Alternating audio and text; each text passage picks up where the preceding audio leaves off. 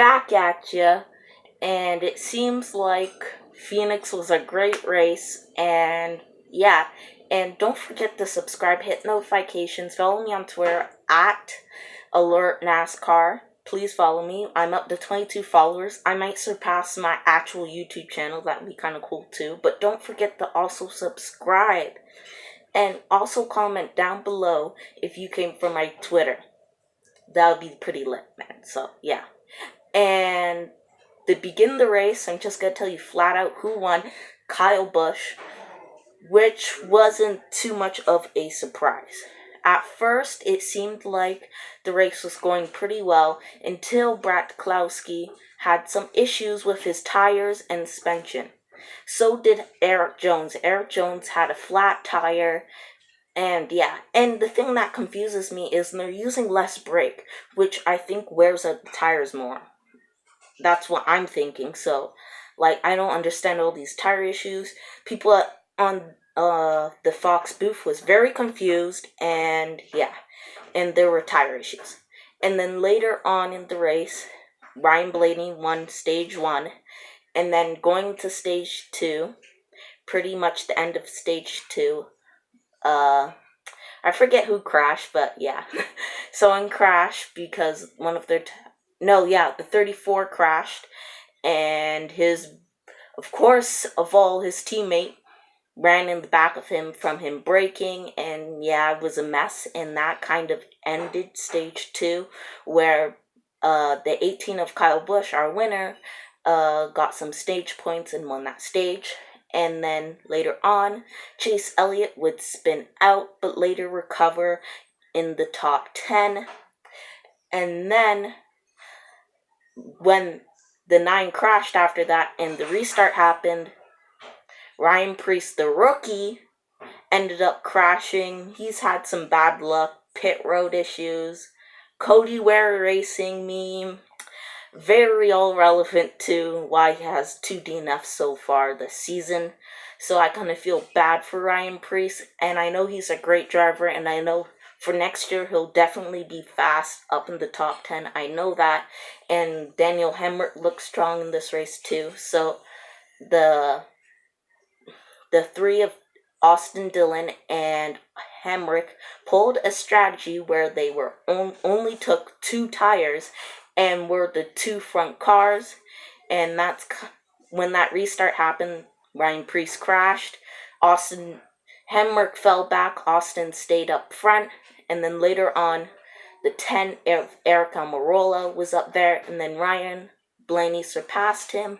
And then later in the race, it was just a race between Kyle Busch and Ryan Blaney, both low on fuel strategy race at Phoenix, which was great.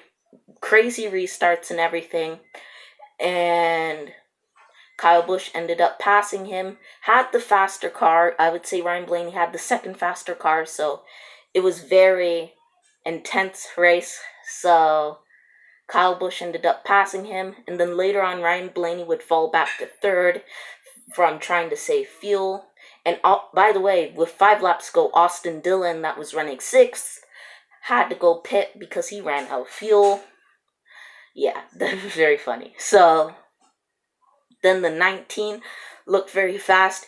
He didn't have to save fuel for some reason. I don't know. It seemed like he maybe got more fuel in his car, but Cole Pern gave him the go-ahead to say, yes, you can push this car as fast as you can and go after Kyle Busch. And it just didn't work out, and Kyle Busch got a win that he deserved. And one of the big questions is, did the 18 of Kyle Busch really deserve to be ahead of Richard Petty? Not really. A lot of people are comparing him. I would say I won't personally compare him. But here are some disappointments of the race, and some people that had some really good days and just teams outright. The 17 of Ricky Stenhouse, I would say, finished 13th, and the 6th of Ryan Newman finished 12th. Good days for Roush. Roush recovering. Hopefully they will not end up like Kmart, declining and dying. And the other surprising good day, a lot of people don't like him, Ty Dillon finished top 15. He literally finished 15th. Great day for him. And yeah. And then one of the disappointments was Matt Benedetto had some type of issue with batteries, which we saw later on in the race that would plague the other driver. So it's kind of hard to tell what's wrong with the electric issues in these cars. Bubba Wallace had an electric issue at Atlanta, and now the 95 of Matt Benedetto has an issue here at Phoenix.